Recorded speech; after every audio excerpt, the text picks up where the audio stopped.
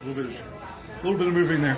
All right. Hey, everybody. We're here live at Linganore Winecellars, which is across the parking lot from Red Shedman Farm Brewing, one of our favorite places to go. And I'm here with Leslie from Vino 301 Wine Concierge, and she's going to teach us all about a great intro to wine, because I thought you guys might find that interesting. I know we're all beer fans, and we like the occasional spirits, but, you know, wine is also one of those great beverages that falls into the same category that I'm sure there's quite a few wine aficionados. If you're like me, you probably like wine but don't know a whole lot about it. So Leslie, thanks for joining us today. Thanks for having me. I really appreciate this. And thank you, Linganore, for letting us do this broadcast here. Definitely. Appreciate it. Love the new tasting room, new to me tasting room. If you haven't been here in a while, come check it out. It is beautiful. It is. Very nice. Very nice. So Leslie, how long have you been a wine connoisseur? Well, I've been a wino for most of my life, but I started Vino 301 almost 5 years ago, and have just enjoyed the opportunity of tasting different wines and going to different wine regions, and I have to say Maryland is my favorite. Wow, even more than California or Italy? Or? I think what I like about Maryland, don't get me wrong, I do love great old world wine from France and Italy. I love California Big Reds. The thing about Maryland is it's matured, but it's still maturing. Yeah. They're not confined by DOC rules, which say you can only grow this type of grape in this region, and so they're still taking the opportunity to experiment with new grapes, different hybrid grapes, to improve the ones that vary here. So, and they grow really well in Maryland. So every year is always a great and different experience, and you don't get that type of variety in California. You don't get that variety in the European and Old World areas. Yeah, one thing I've really noticed with Maryland wines is because of the topography of the state. Out west, we have a lot of mountains and rocky soil, but then you go all the way to the East Coast, which is you drive 3.5, 4 hours to the other end of the state, and it's very sandy soil, very flat. Yeah. And I've noticed from wineries all across the state, you get much different flavors. You do. That seem to be climate related. It is, and the great thing about Maryland is so true about Maryland is America in the miniature, because you have the different terroirs. And I have to say, this Linganore AVA here is one of the best in the state. They just have the great soil, they have the altitude, they have different things that go into making really good wine. And the most important thing in making really good wine is starting with the grape. So if you have good grapes, you will have good wine. But I have to say, if you go south, they're doing some great things in Prince Frederick. We just met a couple from Calvert County, also in Prince George's County, and their wines are different. They're different. I don't say different is bad, different is good, because that's what creates the competition and people continuing to improve their winemaking process. Yeah. Well, you talk about the grapes. So, if I go to the grocery store and buy green grapes or purple grapes, can I make wine out of those? Or is there, what is it about the grapes, the wine grapes, that makes them different from what I would want to eat? Well, that's a good question. So, if you bought your Concord grapes at the grocery store, you could use those to make wine. Good Concord grape wine. But no, your grocery store grapes would not be the good grapes. I would say what makes good grapes is usually, which is surprising to a lot of people, they're much smaller than your grocery store grapes, and the skins are much thicker on these grapes. And the thing about it is that there are thousands of varietals. So it's not just one type of grape. When you refer to like a Chardonnay, it's a Chardonnay grape. If you refer to a Merlot, it's a Merlot grape. So especially in this area in the United States, you know what's going in the bottle because we'll call it by its grape name. If you were in Europe, they would call it by the wine region. So you have to know the region to know what's in the bottle, but we, of course, in America, try to make it easy. So if you know the name of the wine, you know what's in the bottle. You mean you're talking about something like champagne versus sparkling white, exactly, or cognac, or for spirits, right, something like cognac versus brandy, that kind of thing, based off of the region yes, that it comes from. Yes. Okay. Yes. Is there anything specific like that to Maryland? No, there isn't. And that's what I like about Maryland, is because they aren't confined by the rules of that particular region.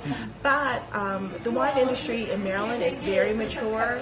It's, we've been making wine since the 1600s. Commercially, we've been making wine for over almost 80 years now on a consistent basis. And the winemakers in those regions, they know what works well. Like a Barbera works really well on the Eastern Shore. People on the other side of the bridge may not try it because it's frustrating. It's a very difficult grape to grow on the west side of the bridge, but on the Eastern Shore it grows really well. Cab Franc grows amazingly well in this particular region, and really throughout the entire state of Maryland, but it does extremely well here. Sorry, what kind of wine was it? Or what kind of? Oh, it's a Cabernet Franc. Cabernet Franc. Okay, all right. Just making sure we get the terminology. Yes, I'm sorry. I'm using shorthand. That's all right. We're beer guys. Right. So, all right. Well, I think I need a wine to start. Okay. Well, you're in the right place. We're in a tasting room here. So, one thing I do want to show you before we start, so Linganore has a very extensive tasting list. If you guys can see it, let me hold it. Might even be a little backwards, so pick up your phone. Right, exactly. Look at a mirror right now. And there you you can go. Read This is their dry tasting menu. They have 3 tasting menus here, which is really impressive. Most vineyards that you go to will have 6 to 8 wines. They have more than 6 to 8 wines, close to 20 wines to taste. So they have a dry tasting menu, they have a sweet tasting menu, and then they have a combined. Linganore is one of the oldest wineries in the state of Maryland, and they have gained a reputation of being very good at their sweet wines and their fruit wines. And so today I really wanted to show you their dry wines. So the first thing that we're going to put in your glass is we have the White Raven, you can see, and this is a white wine here. Show you a little bit of color here. So, Leslie, while you're pouring that, why do I drink wine out of such a fancy glass? Well, that's a good question, because I prefer a red Solo cup. Just joking. I'm right there with you. Why? They flip better than these two. Exactly. Well, I mean, if you're at home, you can drink out of whatever you want to drink. But if you're doing a wine tasting, you want to make sure that you have a wine glass with a stem. And the reason why you want to have a wine glass with a stem, and we're holding it by our stem and not by our hand here. And see, you're really good. You're already really well versed and trained. Exactly. You don't let it get out. Yeah, exactly. Ruin my beer reputation. We don't want that to happen. Exactly. You don't want to hold it like this. And the reason why you don't want to hold it like this is because your hands are warm. Now, maybe not on a 7-degree day like today, but your hands are warm. And what happens is when you hold it like this, you warm up the wine. And wine should be served at different temperatures depending on the type of wine that you have. So by holding it by the stem, avoid you warming up the wine, and you can have a true appreciation of what you're tasting in the glass. And so this white wine, it has, I don't know if you can see it, has beautiful color on it. It's like a pale golden. Now this White Raven is a blend here, so it's the normal color that you would see on a white wine. Are you getting aromas off the nose? A little bit, yeah. Sorry, I got ahead of myself. Oh no, not a problem. Listen, we're going to take a tasting break for a second. All right. So do I need to? I noticed that I'm being all very bourgeois and like swishing my glass around. Is that proper, or is that just me pretending like I know what I'm talking about? Well, it's a little bit of both. Okay. And it is proper. So again, when you're at home, you just want to enjoy your wine. But when you're doing a tasting, the first thing you want to do is take a look at the color, which we took a look at the color. The other thing that you want to do is you do want to swirl. Now, you are very good at swirling. Am I? You're very, it's all in the It's like the rinse cycle on the washing machine. It's all about that. Exactly. But if you're not comfortable with swirling, you can place... I am frozen? Uh-oh. Okay. We have a slight delay here on the wine side of things. Well, we show, I think it's, no, I don't know if it's your phone. We're still showing live on my phone. It could be that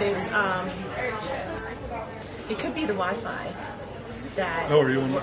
I don't think I'm on the Wi-Fi. Technical difficulties. Sorry. Go home phone, you're right, drunk. exactly. Yeah. No, okay, we're back in. All right. All right, thanks. we're back on. All right. Sorry about that, guys. That's all right. So we're talking about swishing wine around. Yeah, so you're going to swirl.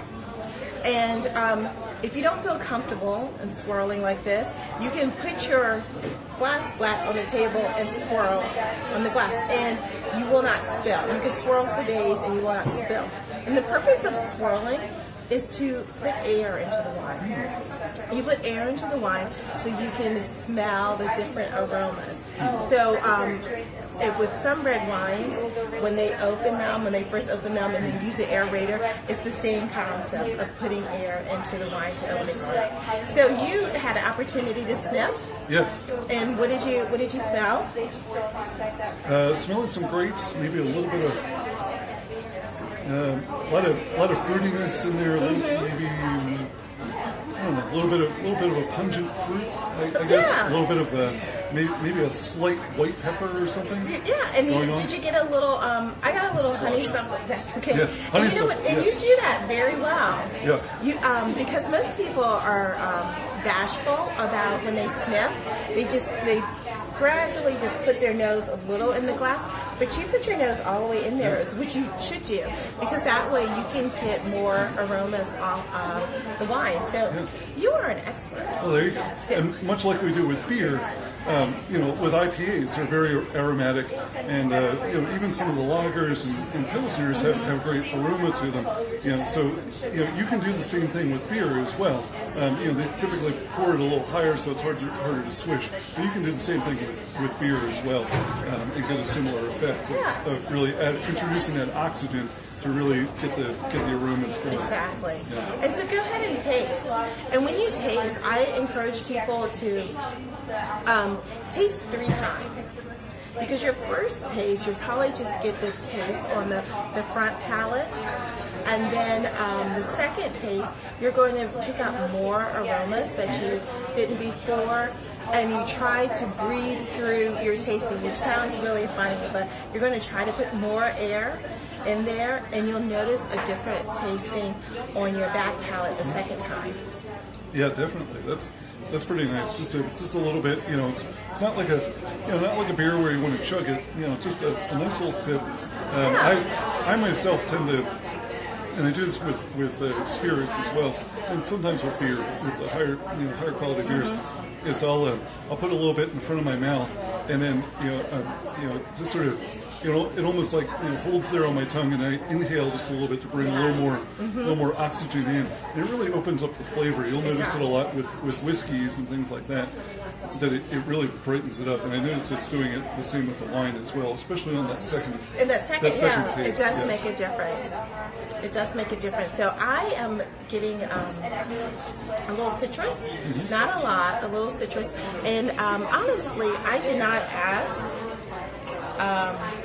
what the blend is for white raven. I should have asked, and it doesn't say it on here, but this is funny. I didn't even look at the bottle before this, but it says crisp citrus nose leading to a refreshing light-bodied wine. So there is some white grapes in there. They're probably from the citrus family, like a Pinot Grigio, really light. Probably an Albarino in there that has more of an acidity level to it that you can taste with the wine. Now, with something like wine, is everything that we're tasting grape juice, or would they add anything like as simple as like water or even fruit juices or anything like that to add flavors or space the wine? Increase the volume or anything? Well, they do add water. Okay. So they definitely do add water.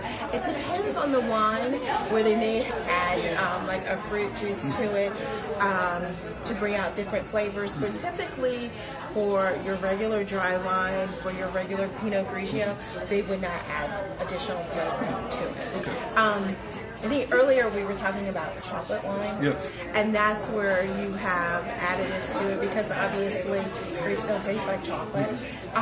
They would add those flavors to the wine. So this is very nice. I like this. This is very nice. Yeah. It says a dry finish to it, so it's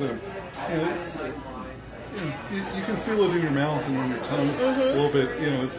It's nice and fruity, but much like an English style beer, it ends up being very dry in your mouth with the finish. Yeah, but it doesn't have that. The thing I like about this wine, and you won't find this a lot with white wines, but it doesn't have that sweeping, dry cotton mouth afterwards. This is definitely the type of wine that you would want to have with a nice white fish, really good seafood. To have with this type of wine, you would bring that out in this particular wine here. Is wine also seasonal? Like like today I love stouts, but like today with it being 7 degrees out here, an oatmeal stout is wonderful to have because it's heavy and dark and everything. Are wines very similar that way, or they are? Or do people enjoy like a nice fruity white wine like this year round? Well, they do tend to be seasonal, and you'll hear the winemakers say, "Oh, our seasonal wine is we're bringing this seasonal wine out, or we're bringing our reds out at this time of year." But again, I always say, drink what you like. So if you like a nice fruity wine and it's 7 degrees outside, have your nice fruity wine. Yeah, I don't think that. The only rule in wine is that you drink what you like. Well, there you go. It's very subjective. I like it.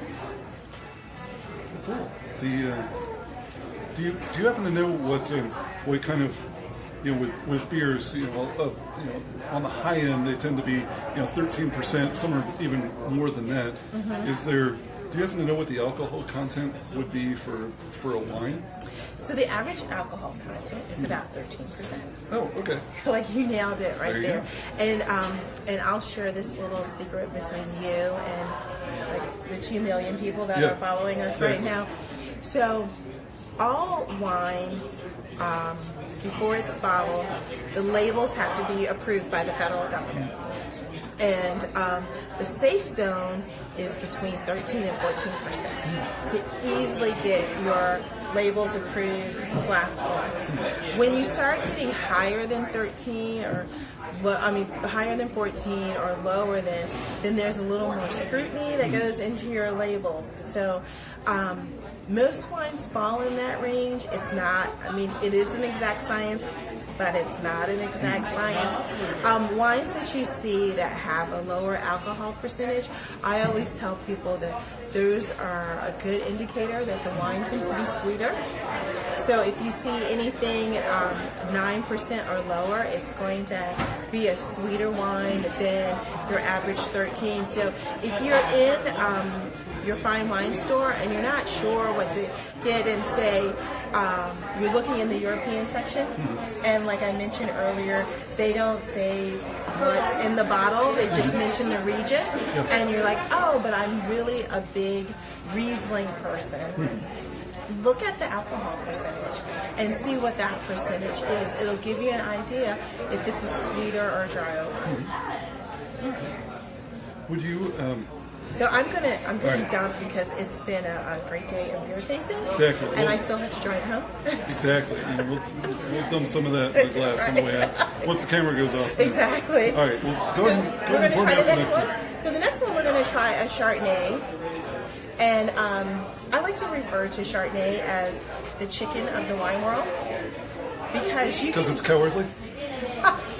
Because you can grow Chardonnay. Sorry. That was terrible joke. His jokes get better. Sorry, wine people. Right, exactly. It's not as funny if you're not drinking.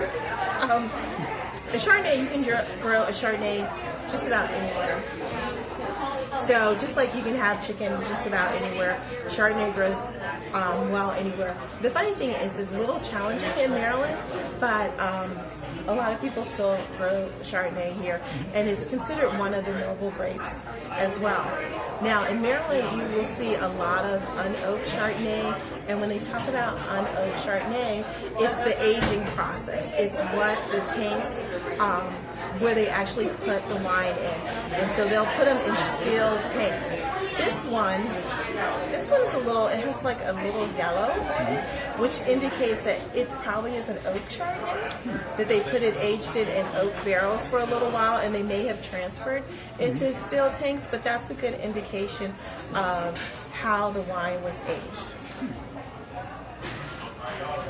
And I am getting a little oak on the nose. Yeah, this one has a much different aroma to it than the other one.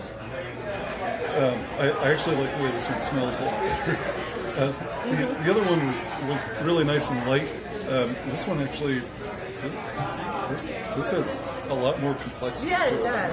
I'm getting a little petro too. Yeah. Really nice stuff. Hey, feel free to be bougie and stick your nose in these Exactly, things. stick your nose Seriously. Especially with me, I won't judge you. Especially with a nose like this, that's for sure. So, cool. Well, you mentioned... still have your beer crack. Exactly, still the beer right. crack.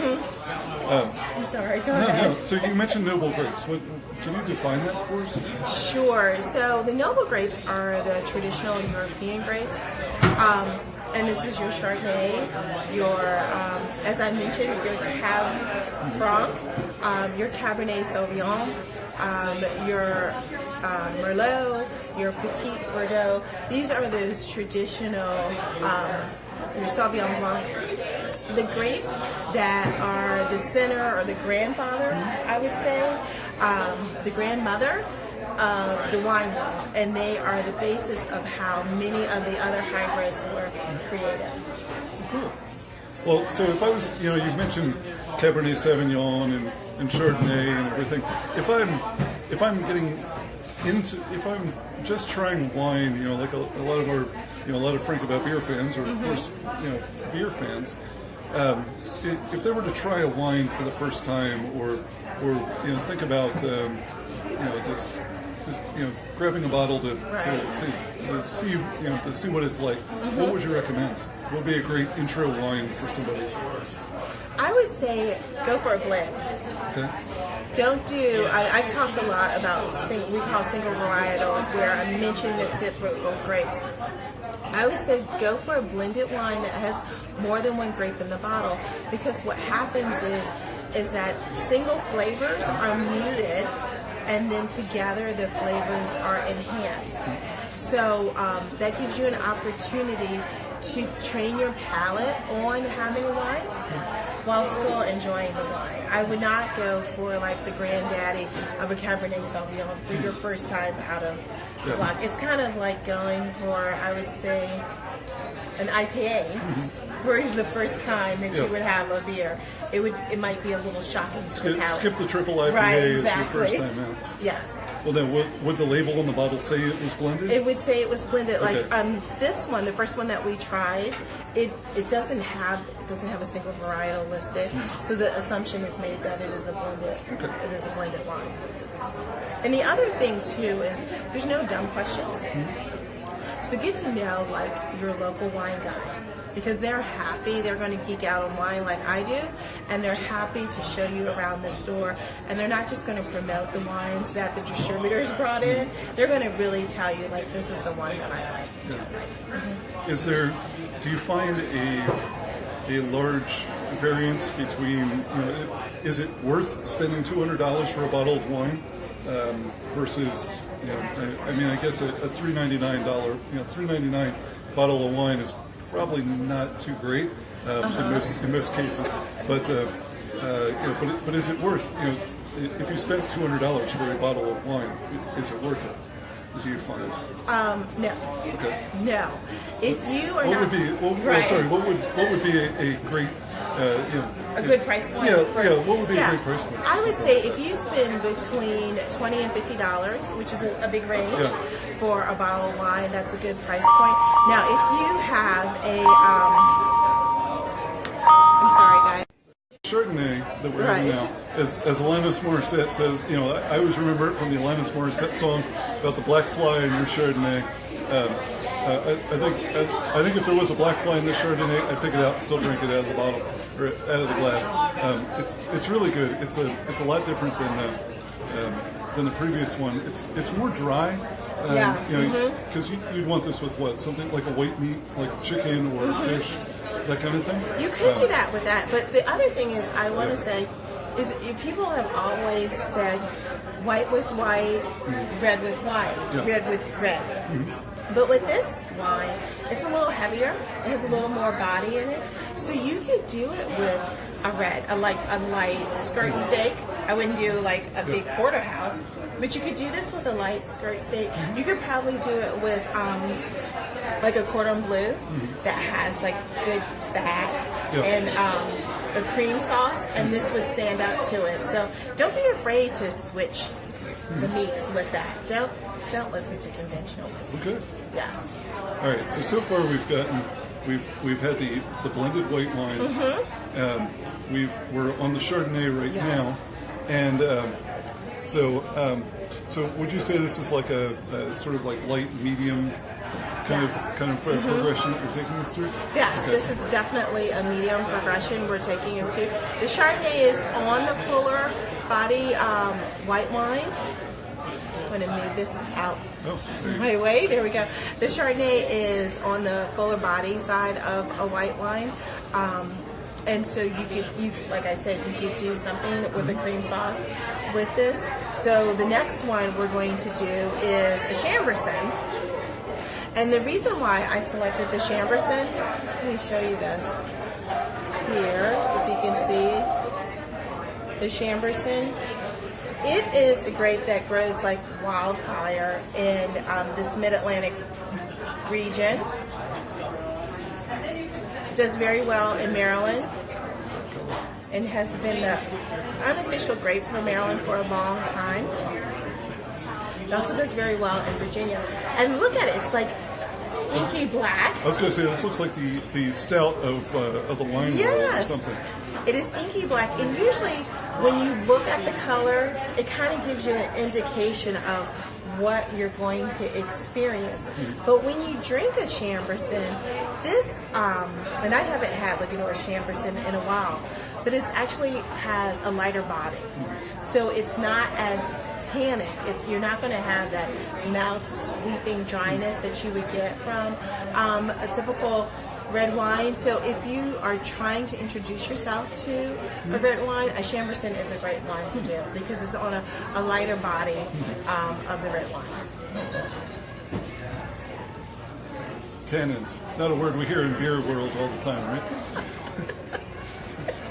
Yes. Okay. So let me just in a little inside wine lingo. The tannins, right? Exactly. Love this stuff, right? The tannins are this chemical that is produced from the skins of the grapes. And so if you were to go outside right now, and let's pretend that there were grapes on the vine, and you grabbed a red grape and you squeezed it, what color would the juice be? Probably red, pink, something like that. No. The juice would be white. Oh. So if you are at home now and you have red grapes in your refrigerator, and you go in and you squeeze it, you're going to have white juice. Oh. So red wine gets its color from the skins. Okay.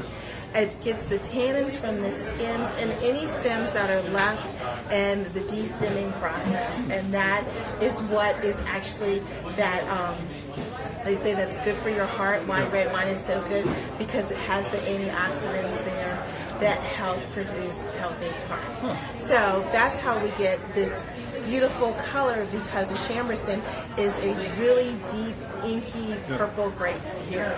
But if you smell it, it's really fruity. It has jammy qualities about it. So I take that back. This is almost like the New England IPA wines, with it being somewhat, unfiltered and, nice and, opaque, but instead of it being orange like a New England IPA, this is, very, very dark red. It's a great color. I wish it sort of like showed up, a little better for you. But yeah, great color. But yeah, you can't see light. Yeah, so you can't. Like if you held, you can't read through this at all. Yeah.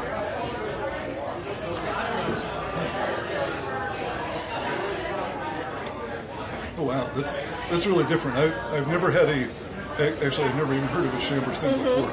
So this is pretty interesting. Yeah, it's a hybrid. Yeah. It's a French-American hybrid that you're going to just find here in the Mid-Atlantic.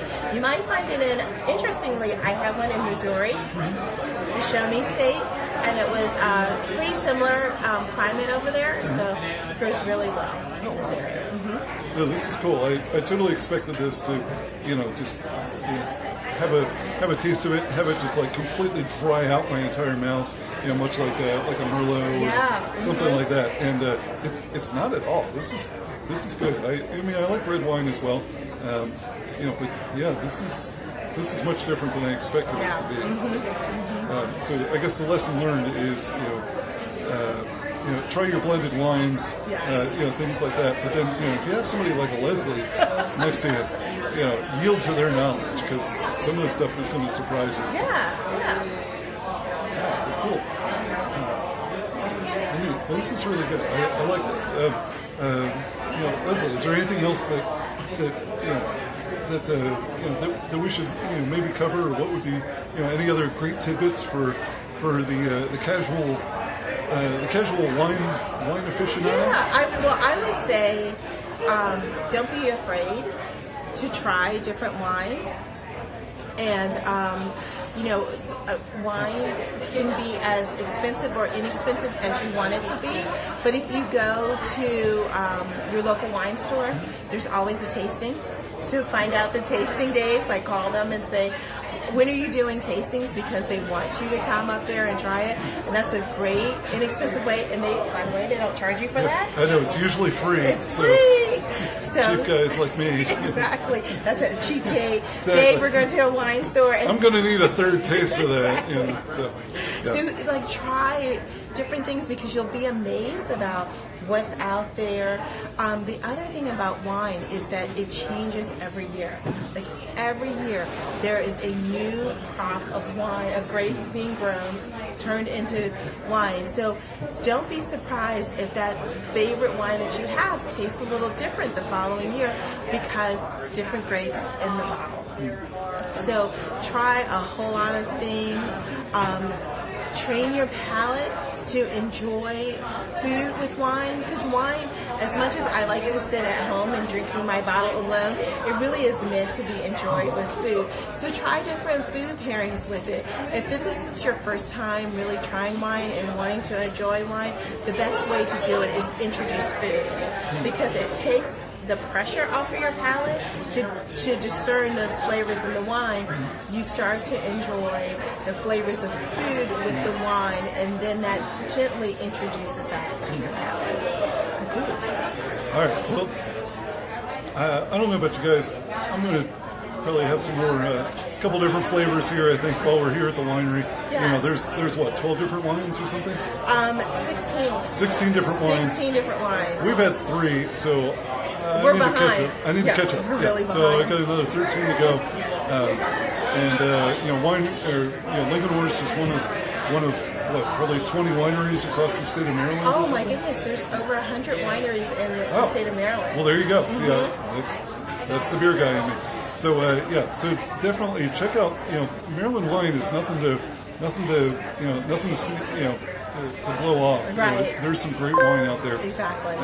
From Linganore, there's just within about 20 minutes of here, I think there's another 4 wineries. Yeah. That kind of thing. Yeah. So they're all over the place. The styles vary quite a bit from each one. If you find one that's from out in like Deep Creek area in Western Maryland, a lot of their wine it's going to taste much different than one from the Eastern Shore. So try a bunch of them. Hit a wine festival. Learn quite a bit about it. And again, if you have a friend like Leslie who understands wine, definitely pick their brain. Let them show you a couple interesting things, and show them some beer as well. Exactly. And we love to learn about beer. Exactly. We all like have a shared love of alcohol. So Leslie, if people have more questions, where else can they find you? So they can visit us on our website, vino301.com, and then we're on all social media, Facebook, Instagram, Twitter, Pinterest. You can find us there if you're ever interested in taking one of our wine tours, and we have a wine, beer, and spirits tour. So if you're a beer person, we definitely will serve your beer appetite, and then you can also taste a little wine at the same time. So this is a great way to try both. And then we also have wine tours throughout the entire state of Maryland. So we go to the Eastern Shore, and then we go as far west as Hagerstown. Cool. Well, see, great opportunity for a weekend or for a weekend afternoon. Great date time. Exactly. And really going to be fun. I think we're going to try one of these tours at some point, and show off our beer and wine skills. And now that we know all about wine, and it'll be good. So anyway, thanks for taking a look. Again, I'm Chris.